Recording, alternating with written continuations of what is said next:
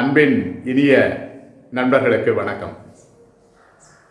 இன்றைக்கு நான் உங்களை இங்கிலாந்தில் லண்டன்லேருந்து ஒரு 144 கிலோமீட்டர் தொலைவில் இருக்கக்கூடிய ஐசில் ஆஃப் வைட் அல்லது ஐல் ஆஃப் வைட் அல்லது வைட் ஐலண்ட் என்று சொல்லக்கூடிய பகுதிக்கு உங்களை நான் கூட்டிகிட்டு போகிறேன். ஏற்கனவே ஒரு தடவை நம்ம போயிருக்கோம். அங்கே போய் அந்த தீவில் இருக்கக்கூடிய முக்கியமான பல விஷயங்களை பார்த்தோம். ஆனால் இன்றைக்கு நம்ம போகிறது முக்கியமாக நீடில்ஸ் என்ற ஒரு பகுதிக்கு போகிறோம். அந்த தீவினுடைய மேற்கு முனையில் இருக்கக்கூடிய பகுதி தான் நீடில்ஸ்ன்றது. அந்த முனைக்கு நம்ம போக போகிறோம். சரி, அங்கே என்ன விசேஷம் அப்படின்ற மாதிரி நீங்கள் கேட்பீங்க. அதில் 3 விசேஷங்களை நம்ம பார்க்க போகிறோம். ஒன்று என்னென்னு கேட்டிங்கன்னா, இந்த ரேடியோவை கண்டுபிடிச்சவர் யாருன்னு உங்களுக்கு ஞாபகம் இருக்கா? மார்கோனி என்ற பெயர் ஞாபகம் இருக்கா? அந்த மார்கோனி அவர்கள் முதலாக உலகத்திலேயே தன்னுடைய வானொலி நிலையத்தை நிறுவிய இடத்துக்கு போக போகிறோம். அதுதான் அந்த நீடில்ஸ். அந்த நீடில்ஸ் தான் அவருடைய ஆராய்ச்சியெல்லாம் பண்ணி முதல் ரேடியோ ஸ்டேஷனை அங்கே தான் அமைச்சார். அந்த இடத்துக்கு போக போகிறோம். இரண்டாவதாக நம்ம தெரிஞ்சுக்க போகிற விஷயம் என்ன அப்படின்னு கேட்டிங்கன்னா, இந்த இங்கிலீஷ் சேனலை பற்றி. நான் ஏற்கனவே சொல்லியிருக்கேன் இங்கிலீஷ் சேனலை பற்றி. ஏன்னா அதில் தான் இங்கிலாந்தும் இருக்குது, அதில் தான் போர்ட்ஸ்மவுத்தும் இருக்குது, அதில் தான் வைட் ஐலண்டும் இருக்குது. அந்த இங்கிலீஷ் சேனல்ன்றது ஒரு கடல் மட்டும் கிடையாது. அது இங்கிலாந்து நாட்டு மக்களுடைய தாய் மாதிரின்னு சொல்லலாம். நம்ம போகக்கூடிய அந்த நீடில்ஸ் என்பதை பற்றி நம்ம இன்னும் சில செய்திகளை தெரிஞ்சுக்கலாம். கடல்லிருந்து எப்படி சுண்ணாம்பு பாறையாக அது வெளிவந்து நீடில்ஸ் என்று சொல்லக்கூடிய ஊசி முனை கோபுரங்களாக அது எப்படி நிற்குது. அதே மாதிரி அதுக்கு பக்கத்தில் இருக்கக்கூடிய அந்த பழங்காலத்தில் கட்டிய ஒரு கலங்கரை விளக்கம் லைட் ஹவுஸ் அங்கே இருக்குது. அதையும் நம்ம பார்க்க போகிறோம். அது 1700 கட்டிய ஒரு கலங்கரை விளக்கம். அது 1994 வரைக்கும் அது வேலை பார்த்தது. அதனால் அந்த கலங்கரை விளக்கத்தையும் நமக்கு பார்க்கக்கூடிய வாய்ப்பு அங்கே இருக்குது. ஆகையினால இந்த 3 விஷயங்களையும் முக்கியமாக இந்த நிகழ்ச்சியில் பார்க்க போகிறோம். வாங்க போகலாம். இப்போ நம்ம போக போகிறது கார் ஃபெரி என்று சொல்லக்கூடிய அந்த பெரிய படகுல நம்ம பயணப்பட போகிறோம். அதில் காரோடு நம்ம இங்கே போகிறோம். காரில் போய் அங்கே போய் தீவில் இறங்கின பிற்பாடு காரில் நம்ம அந்த நீடில்ஸ் என்று சொல்லக்கூடிய இடத்துக்கு நம்ம போக போகிறோம். வாங்க போகலாம். இதுதான் கார் ஃபெரி அப்படின்றது. கார் ஃபெரின்னா வேற ஒன்றும் கிடையாது, காரோட சேர்ந்து படகுல பயணம் பண்ணுறதுன்னு பேர். கொஞ்சம் பெரிய படகு, ஒரு மினி கப்பல் மாதிரின்னு வச்சுங்களேன். கிட்டத்தட்ட இந்த படகுல நம்ம ஒரு 40 பேர் அல்லது 50 பேர் காரோட பயணம் செய்யலாம். இதுல 2-3 தளங்கள் இருக்கும். கீழ்த்தளத்துல அந்த கார் எல்லாத்தையும் அடிக்கிடுவாங்க. நம்ம வேணும்னா காருக்குள்ளேயும் உட்காந்துருக்கலாம், இல்லை அப்படின்னா அதுல 2வது தளத்திலேயோ 3வது தளத்திலேயே இருக்கலாம். அதுதான் கார் ஃபெரி.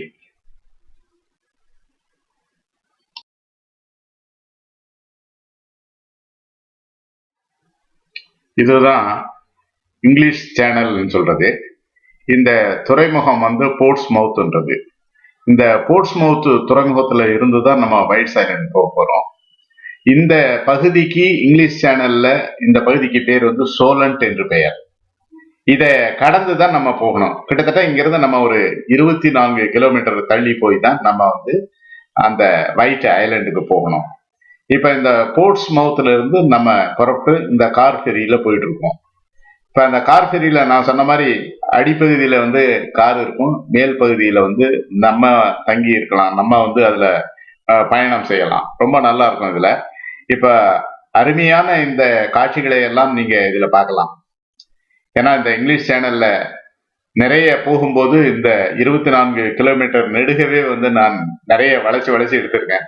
அதனால உண்மையிலேயே இந்த காட்சிகள்லாம் எனக்கே பார்க்க சலிக்கிறது கிடையாது. அதனால அற்புதமாக இருக்கும். இப்ப இந்த இங்கிலீஷ் சேனலை பற்றி ஒரு சில செய்திகள் சொல்றாங்க. இது ஒரு நேரோ சி என்று சொல்கிறார்கள், குறுங்கடல் என்று சொல்லலாம். இப்ப இது பெரிய கடல் கிடையாது, ஒரு சின்ன சேனல் தான். இப்ப இதனுடைய பரப்பளவு பார்த்தீங்கன்னாக்கா கிட்டத்தட்ட 75,000 சதுர கிலோமீட்டர். இந்த இங்கிலீஷ் சேனலுடைய பரப்பு 75,000 சதுர கிலோமீட்டர். அதே மாதிரி இதனுடைய நீளம் பார்த்தீங்கன்னா 560 கிலோமீட்டர், அகலம் 240 கிலோமீட்டர். இதனுடைய ஆழம், சராசரியான ஆழம் 207 அடி. இதனுடைய அதிகபட்சமான ஆழம் என்பது 571 அடி என்று சொல்லுகிறார்கள். அதனால இதுதான் இதை பற்றிய ஒரு சுருக்கமான விவரணை இந்த இங்கிலீஷ் சேனலை பற்றி.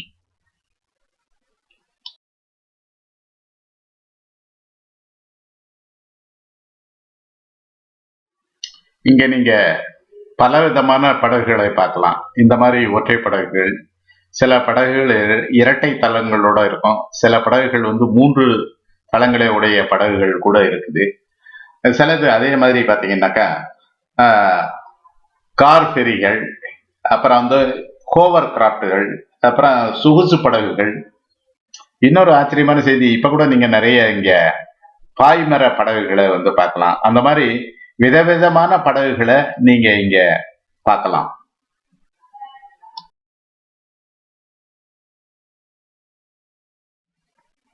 இது கம்யூனிகேஷன் எரா என்று சொல்லுகிறார்கள். அதாவது தகவல் பரிமாறக்கூடிய ஒரு யுகம், தகவல் யுகம்.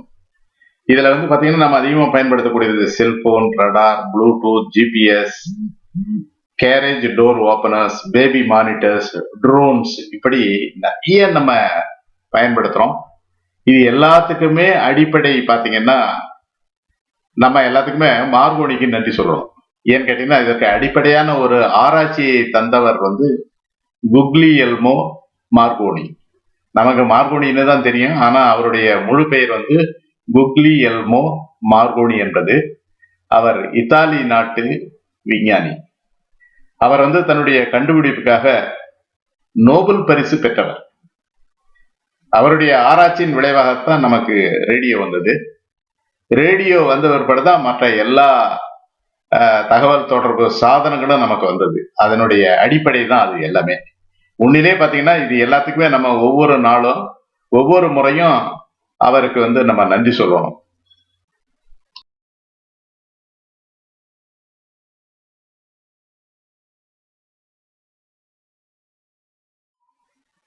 இந்த தகவல் யுகத்தினுடைய தந்தை என்று சொல்லக்கூடிய மார்கோனி அவர்கள் முதன் முதலாக தன்னுடைய ரேடியோ ஸ்டேஷனை ஸ்தாபிச்ச இடம் எங்கன்னு கேட்டீங்கன்னா இங்க லண்டன்ல ஒயிட் ஐலண்ட்ல. இங்க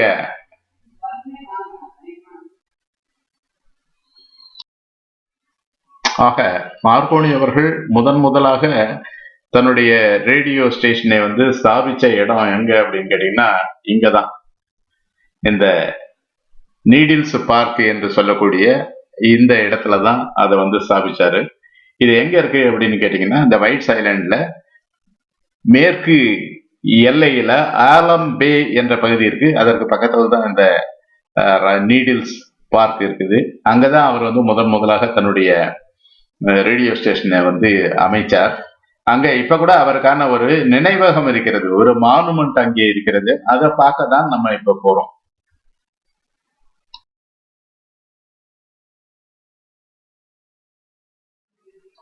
ஆயிரத்தி 1897 ஆண்டு நவம்பர் மாசம் அவர் இங்க இந்த நீடில்ஸ் பார்க் பகுதிக்கு அவர் வந்தாரு. இங்க வந்த உடனே அந்த சமயத்துல ராயல் நீடில்ஸ் ஹோட்டல் என்று ஒரு ஹோட்டல் இருந்தது. அந்த ஹோட்டல்ல அவர் தங்கிட்டாரு. அவர் அங்க தங்கி இருந்து அந்த ஹோட்டல்லயே அங்க இருக்கக்கூடிய அறைகள் அல்லது மற்ற அங்க இருக்கக்கூடிய ஹால் இதெல்லாம் வச்சு அங்கேயே தன்னுடைய ஆராய்ச்சிகளை செய்வதற்கான ஒரு ஆராய்ச்சி தளமாக அவர் மாற்றிவிட்டார். அது மட்டும் இல்ல, அந்த ஹோட்டலுக்கு எதிர்த்தாப்புல கிட்டத்தட்ட ஒரு 168 அடி உயரத்துக்கு ஒரு பெரிய கம்பத்தை அமைச்சு, அதே மாதிரி அந்த பகுதியில கொஞ்சம் சிறு கப்பல்களை எல்லாம் அவர் வாடகைக்கு எடுத்து அந்த கப்பல்களை எல்லாத்துலயும் தன்னுடைய கருவிகளை எல்லாம் அதுல பதிச்சு வச்சு தன்னுடைய ஆராய்ச்சியை அவர் தொடங்கி செய்ய ஆரம்பிச்சாரு. அது உண்மையிலேயே அதுல ரொம்ப பாசிட்டிவா இருந்தது. இப்ப பாத்தீங்கன்னா நம்முடைய அந்த கார் ஃபெரியில இப்ப நம்ம அங்க ஏறத்தாழ அந்த ஒயிட் ஐலண்ட் சேர்ந்துட்டோம். இப்ப அந்த ஃபெரியில இருந்து அந்த காரை நம்ம வெளியில எடுக்கிறோம். இந்த காரை விட்டு வெளியில வருது பாருங்க.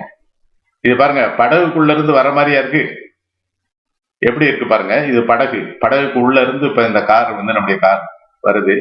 என்னுடைய மகன் அந்த காரை ஓட்டிட்டு இருக்கான். நான் அவனுக்கு பக்கத்துல உட்காந்துருக்கேன். என்னுடைய துணைவியார் அவனுக்கு பின்னாடி உட்காந்துருக்காங்க. இப்ப இதுதான் அந்த ஒயிட் ஐலண்ட் அப்படின்னு சொல்றது. இங்க இருந்து நம்ம கொஞ்சம் பயணம் செய்து அந்த நீடில்ஸ் பார்க்குக்கு நம்ம போகணும். இப்ப நம்ம அங்கதான் போயிட்டு இருக்கோம்.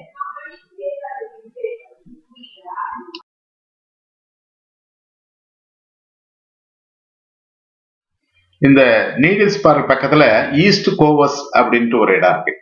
அந்த இடத்துல தான் விக்டோரியா மகாராணி அவர்களுடைய ஆஸ்பான் ஹவுஸ் அல்லது ஆஸ்பான் பேலஸ் என்று சொல்லக்கூடிய இடம் இருக்கு.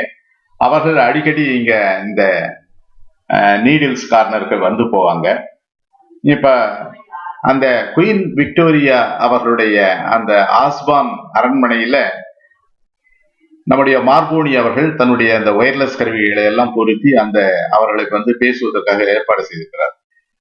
குயின் விக்டோரியா அவர்கள் வந்து தன்னுடைய அந்த அரண்மனையிலிருந்து அந்த தன்னுடைய கப்பல்கள் மற்றும் படகுகளோடு பேசுவதற்கான வசதிகளை வந்து மார்கோனி அவர்கள் செய்து தந்திருந்தார்.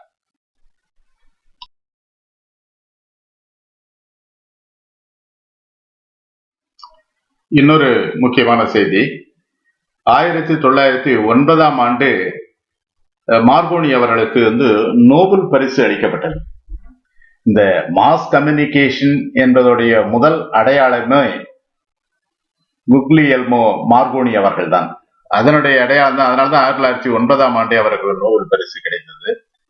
அதை எதுக்காக கொடுத்தாங்க அப்படின்னா, இந்த ரேடியோவுக்கு அடிப்படையான ஒயர்லெஸ் கம்யூனிகேஷன் என்ற ஒரு கண்டுபிடிப்பை கண்டுபிடிச்சது அவர் தான். அதனால்தான் அவருக்கு வந்து கொடுத்தாங்க. அவருடைய கண்டுபிடிப்பு என்னன்னு கேட்டீங்கன்னா, சுருக்கமா புரியுற மாதிரி சொல்றதுன்னா, உலகுடைய எந்த 2 பகுதிகளையும் ஒயர்லெஸ் கம்யூனிகேஷன் மூலமாக இணைக்க முடியும் அப்படின்னு கண்டுபிடிச்சார். அதுக்குதான் அவருக்கு வந்து அந்த நோபல் பரிசு அவருக்கு 1909ஆம் ஆண்டு கொடுத்தார்கள். அது மட்டும் இல்ல, அந்த நோபல் பரிசு வாங்கும் பொழுது அவருடைய வயசு வந்து வெறும் 35 வயசு தான். ஆச்சரியமா இருக்குல்ல. அதே மாதிரி அவர் இந்த நீடில்ஸ் பார்க் வந்து தன்னுடைய ஆராய்ச்சியை தொடங்கிய போது அவருடைய வயசு வந்து 22.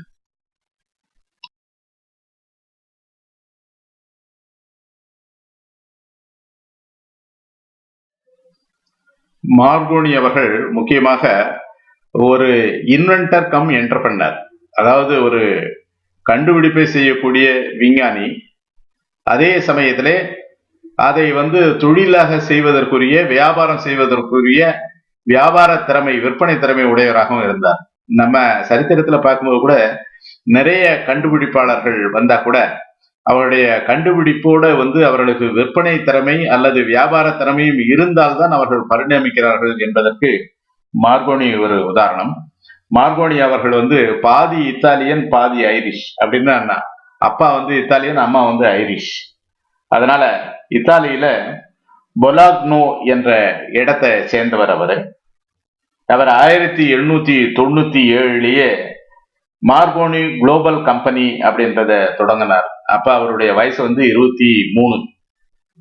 அதாவது இந்த ஒயிட் ஐலண்ட் வந்த பிறகு.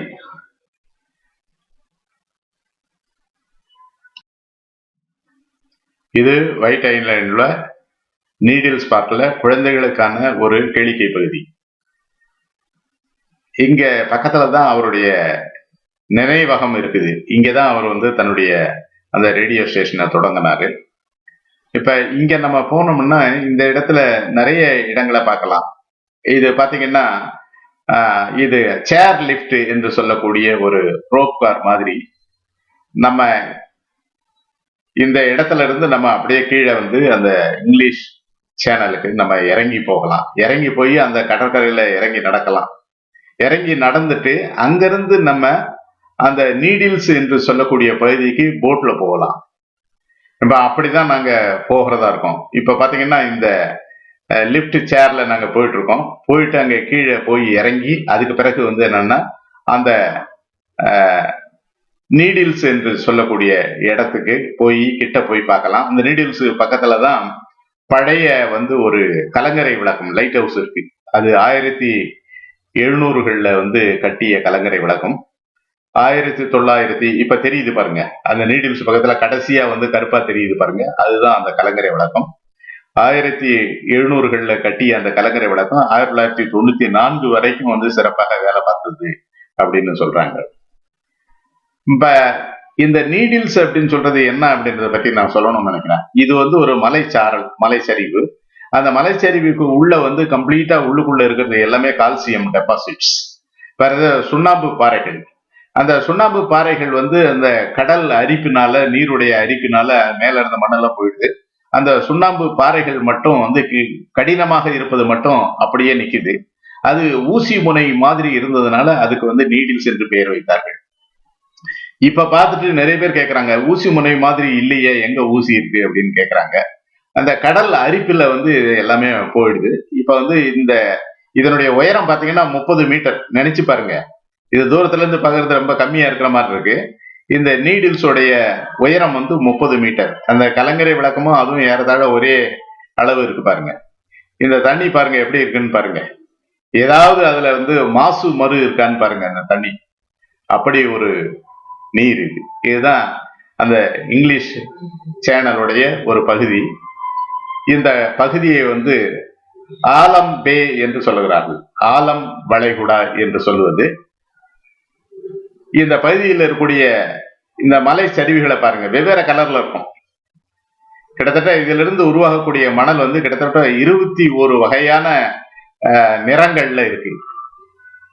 குயின் விக்டோரியா அவர்கள் இங்கு வரும்போது அந்த மணலை வந்து ரொம்ப விரும்புவார்களாம். அந்த மணலை கிட்டத்தட்ட 21 வகையான மணல்களை வந்து சேகரித்து அவர்கள் தன்னுடைய இல்லத்துல கொண்டு போய் வச்சிருந்தாங்களாம். அதனாலதான் இப்ப கூட பாத்தீங்கன்னா நிறைய பேர் இந்த மணலை வந்து பாட்டில் அடைச்சி அந்த மேல இருக்கக்கூடிய பகுதியில விற்கிறாங்க.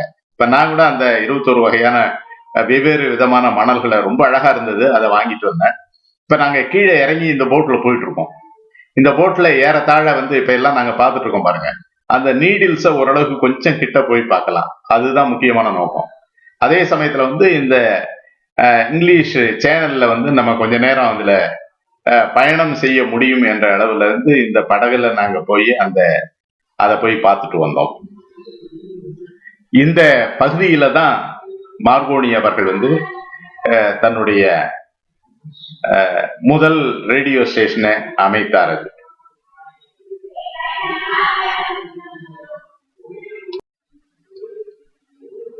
இதுதான் மார்கோனி அவர்களுடைய நினைவகத்துக்காக அமைக்கப்பட்டது. அதுல அது பற்றிய தகவல்கள் எல்லாம் இதுல எழுதியிருக்கு. கருங்கல்லைய ஒரு பித்தளை தகடுல இந்த வாசகம் எல்லாம் இதுல பொறிச்சிருக்கு. இதுதான் அவருடைய நினைவகமாக இன்று வரையில் போற்றப்படுகிறது. அதற்கு பக்கத்துல நான் நின்று ஒரு புகைப்படம் எடுத்துக்கொண்டேன். கிட்டத்தட்ட 18 முதல் 20 ஆண்டுகள் வந்து நான் வானொலியிலே பணியாற்றியவன். அதனால இந்த முதல் ரேடியோ ஸ்டேஷன் அமைந்த இடத்துல மார்கோனியோட நினைவகத்துல நின்று ஒரு புகைப்படம் எடுத்துக்கொள்வதற்கு உண்மையிலேயே எனக்கு கொடுத்து வச்சிருக்கணும். அதற்கு உதவியாக இருந்த என்னுடைய மகனுக்கு நான் இந்த சமயத்துல நன்றி சொல்ல தேவைப்பட்டிருக்கிறேன். உண்மையிலே இந்த தகவல் தொடர்பு யுகத்திலே இருந்த ஒரு மாபெரும் மனிதராக, அதனுடைய அடையாளமாக இருந்த மார்கோனி அவர்களுடைய நினைவகத்திலே போனது வந்து உண்மையிலே பெரும் பாக்கியம் என்று நான் நினைக்கிறேன். அதை பற்றி உங்களுக்கு சொல்றதும் இது எனக்கு கிடைத்த மிகப்பெரிய வாய்ப்பாக நான் இதை நினைக்கிறேன்.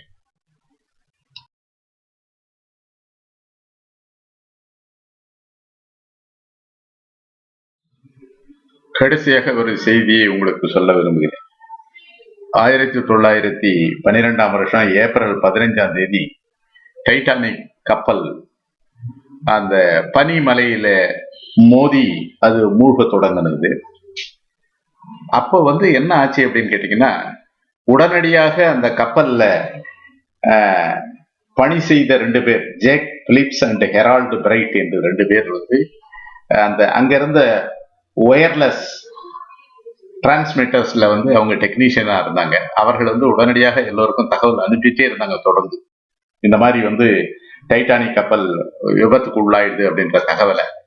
அப்ப அந்த மாதிரி தொடர்ந்து அனுப்பின காரணத்தினாலதான் உடனடியாக RMS கர்பாத்தியா அப்படின்ற ஒரு கப்பல் வந்து அந்த கப்பல்ல இருந்த கிட்டத்தட்ட 700க்கும் மேற்பட்ட பயணிகளையும் அங்க இருந்த அந்த மாலுமிகளையும் காப்பாற்றுவதற்கு வழிவகுத்தது. அந்த 2 பேரும் யாருன்னு கேட்டீங்கன்னா மார்கோனியினுடைய பணியாளர்கள்.